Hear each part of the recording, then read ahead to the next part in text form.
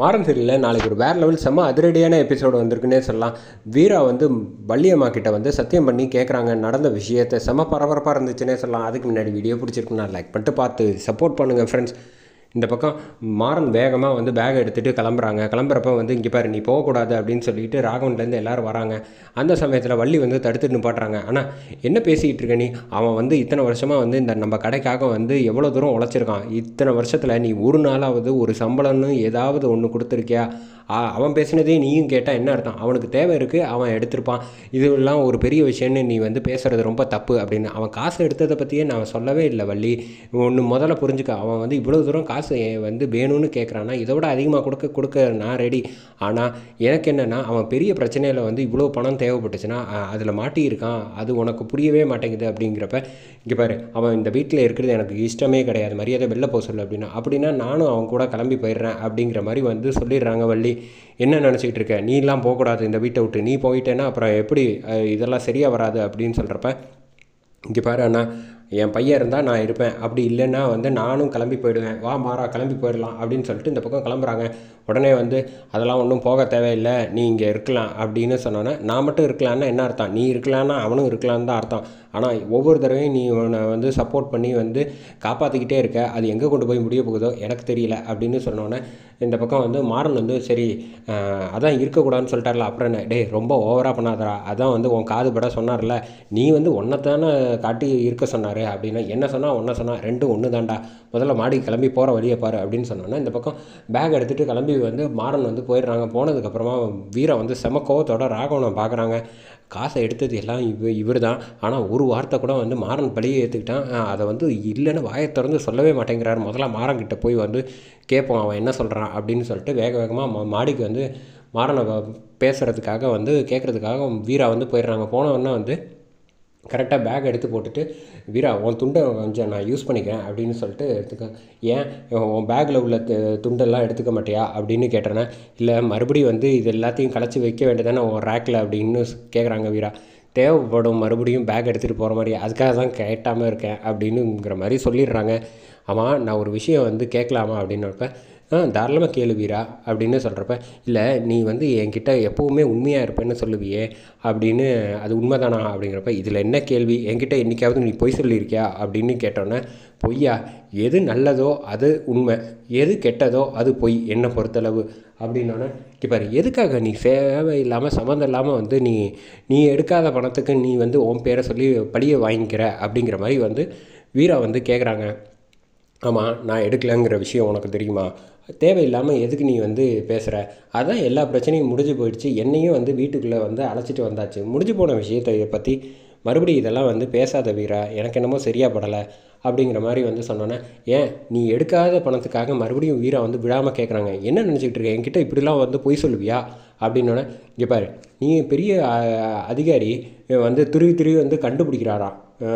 நான் தான் எடுத்தேன்னு சொல்கிறேன், ஏன் எனக்கெல்லாம் வந்து தேவைக்கு காசு இல்லை, நான் எடுக்கக்கூடாதா? நான் 2 நாளில் திருப்பி வச்சிடலான்னு நினச்சேன், ஆனால் என்னால் வந்து வைக்கிறதுக்குள்ளே மாட்டிக்கிட்டேன், அவ்வளோதான் விஷயம் அப்படிங்கிற மாதிரி சொன்னோன்னே வீரா வந்து விடாப்படியாக அப்பையும் கேட்குறாங்க. நீ எடுக்கவே இல்லை, அது எனக்கு நல்லாவே தெரியும் அப்படிங்கிற மாதிரி சொன்னோன்னே நீ சொல்கிறதெல்லாம் வந்து பொய், நான் தான் எடுத்தேன் அப்படின்னு நானே ஒத்துக்கிறேன், உனக்கு என்ன வந்துச்சு அப்படிங்கிற மாதிரி சொல்லிட்டு கீழே கிளம்பி போயிடுறாங்க. போனதுக்கப்புறமா அடுத்த நாள் காலையில் வந்து விடிஞ்சோடனே வந்து கரெக்டாக தோசை குத்திக்கிட்டு இருக்காங்க சமயக்கட்டில். அந்த சமயமாக வந்து வள்ளிக்கிட்ட வந்து பேசுகிறாங்க. ராகவனுக்கு பிடிச்சதா ஒவ்வொன்றும் பார்த்து செய்கிற போல் அப்படின்றப்ப ஆமாண்டா அவனுக்கு பிடிக்கும் இல்லை அதுக்காக தான் செஞ்சேன் அப்படின்றப்ப என்னதான் இருந்தாலும் உனக்கு வந்து அவன் தான் முக்கியம் இல்லை அப்படின்னு சொன்னானே, எனக்கு 3 பேரும் தான்டா முக்கியம் அப்படின்னு வந்து வள்ளி வந்து சொல்கிறாங்க. சும்மா நடிக்காத அத்தை, எனக்கு தெரியாதா? நீ நினச்சிருந்தா வந்து சொல்லியிருக்கலாமே, நான் வந்து நீ வந்து வெளியில் வீட்டை விட்டு போயிடக்கூடாதுன்னு சும்மா வந்து நாடகம் ஆடி எப்படியோ வந்து என்னை இருக்க செஞ்ச தவிர, ஆனால் ராகவன் வந்து அவன் தான் பணம் எடுத்தான் அப்படின்னு வந்து நீ ஒரு வார்த்தை கூட அப்பா கிட்ட சொல்லலைல்ல அப்படிங்கிற மாதிரி சொன்னாங்க. என்னடா நீ தான் சொல்லக்கூடாதுன்னு சொன்னேன், என்னடா இப்போ வந்து இப்படி பேசுகிற அப்படின்னு. நான் 1000 அப்படி தான் சொல்லுவேன், ஆனால் உனக்கு வந்து ராகவன் தான் முக்கியம் இல்லை, நான் என் மேலே பழி விழக்கூடாதுன்னு நினச்சிருந்தேன்னா நீ என்ன சொல்லியிருக்கணும்? ராகவன் எடுத்தான்னு சொல்லியிருக்கணும்.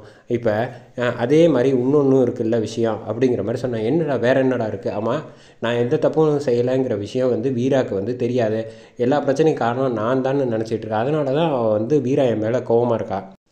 நீ என்ன பண்ணியிருக்கணும், என் மேலே வந்து எந்த தப்பும் கிடையாது, எல்லாமே ராகவனால தான் வந்து நடந்துச்சு அப்படின்னு சொல்லி வீரா கிட்ட சொல்லி எங்கள் 2 பேரும் நீ சேர்த்து வச்சுருக்கணும். அப்படி செஞ்சியா? நீ செய்யலை. ஏன் செய்யலை? ராகவன் மேலே பழி விழுந்துருச்சுன்னா அவன் வாழ்க்கை வீணாக போயிடுங்கிறதுக்காக, என் வாழ்க்கை இப்படியே இருக்கட்டும்ங்கிறதுக்காக தானே நீ வந்து பொறுமையாக இருக்க அப்படின்னு வந்து கேட்டுடுறாங்க. அவங்க மாறன் விளாட்டாக கேட்டாலும் வள்ளி வந்து மனசொடைஞ்சு வந்து அழ ஆரம்பிச்சிடுறாங்க. என்ன இப்படி 1000 சொன்னாலும் நீ சொன்னது தான்டா உண்மை அப்படின்னு சொன்னான். அத்தை அவசரப்படாத, அழாத அத்தை, நான் ஏதோ சும்மா விளையாட்டுக்காக சொன்னேன், எனக்கு எல்லாம் தெரியாதா, நான் எப்போதும் போல் பேசினா நீ எதுக்கு இவ்வளோ தூரம் வந்து இதை போய் பெருசுப்படுத்துகிற, விடு உனக்கு தோசை குத்தி தரேன் அப்படின்னு சொல்லிட்டு, நீ ஒன்றும் வேலை செய்ய வேணாம் உட்காரு அப்படின்னு சொல்லிட்டு இந்த பக்கம் வந்து தோசையெல்லாம் வந்து ஒவ்வொன்றா வந்து குத்தி கொடுக்குறாங்க. குத்தி கொடுத்துட்டு வந்து சாப்பிடு அப்படின்னு சொல்கிறப்ப வேண்டாம் அப்படிங்கிறப்ப, அத்தை நீ அப்படிலாம் நினைக்காத, நான் உன்னை போய் வந்து நான் அப்படிலாம் பேசினேன்னா வந்து சும்மா விளையாட்டுக்கு கிண்டல் பண்ணது, நீ எதுக்காக இப்படி யோசிக்கிற அப்படின்னு சொல்லிட்டு இந்த பக்கம் வந்து தோசையை ஊட்டி விட்டு சாப்பிட வைக்கிறாங்க. அடுத்த நாள் காலையில் விடிஞ்சிருது. விடிஞ்சோடனே வள்ளி வந்து கரெக்டாக சோபாவில் வந்து உட்காந்துட்ருக்காங்க. மாறன் சொல்கிறது வந்து சரிதான், அவன் வாழ்க்கையை வந்து ஒரு தப்பும் செய்யாதவன் எதுக்காக வந்து வீரா கிட்ட வந்து கெட்ட பேரை வாங்கிட்டு இப்படி வாழாமல் இருக்கணும், இதுக்கு ஒரு முடிவு கட்டியே ஆகணும், இன்றைக்கி எதுவாக இருந்தாலும் நம்ம வீரா கிட்ட வந்து சொல்லி மாறனை வந்து சேர்த்து வைக்கிறது தான் நம்மளோட வந்து கடமை அப்படிங்கிற மாதிரி சொல்லி இந்த பக்கம் சேரில் வந்து செம கோவத்தோடு உட்காந்துருக்காங்க. வீரா வந்து சாமி கும்பிட்டுட்டு இருப்ப, வீரா இங்கே வாயேன், உங்ககிட்ட ஒரு முக்கியமான ஒரு விஷயம் பேசணும் அப்படின்னு சொன்னோன்னே, என்ன விஷயம் அப்படின்னு சொல்கிறேன், நீ முதல்ல சாமி கும்பிட்டுட்டு வந்துடுறேன் அப்படின்னு சொல்லிட்டு இந்த பக்கம் போயிடுறாங்க. அத்தை உட்காந்துருக்க தோரணையை பார்த்தாலே தெரியலையே, ஏதோ பதறப்பாக உட்காந்துருக்கே அப்படின்னு சொல்லிட்டு மாறன் வந்து கேட்குறாங்க. ஆமாம் என்ன விஷயம் அப்படின்னு கேட்டோன்னா, அது வேறு ஒன்றும் இல்லை, என்ன ஏதாவது உண்மையை சொல்லலான்னு முடிவுபடுத்துறியா? ஆமாண்டா, இதுக்கப்புறம் நான் வீரா கிட்ட வந்து மறைச்சி எந்த பிரயோஜனமும் கிடையாது, அவசரப்படாத, எல்லாமே கெட்டு போயிடும், சொல்கிறத கேளு அப்படின்னு சொன்னோன்னே, முடியாதுடா அப்படின்னு சொல்லிட்டு இந்த பக்கம் வீரா வந்து கரெக்டாக சாமி கும்பிட்டுட்டு கரெக்டாக ஆரத்தி தட்டை எடுத்துகிட்டு வராங்க. அதை வந்து தொட்டு கும்பிட்டு வேண்டிக்கிறாங்க. அந்த சமயத்தில் வீரா வந்து கரெக்டாக மாறன் வந்து அவசரப்பட்டு எதுவும் சொல்லிடாத அப்படின்னு கண்ணிலேயே கட்டுறப்ப, ஆமாம் எதுக்காக சொல்லக்கூடாது, சத்தியம் வாங்குற மாதிரி வந்து பேசிக்கிட்டு இருக்கீங்க, என்ன 2 பேருக்குள்ளேயே ஏதோ சொல்லணும்னு நினச்சிங்களே, சொல்லுங்கள் வள்ளியம்மா அப்படின்னு வீரா வந்து கேட்குறாங்க.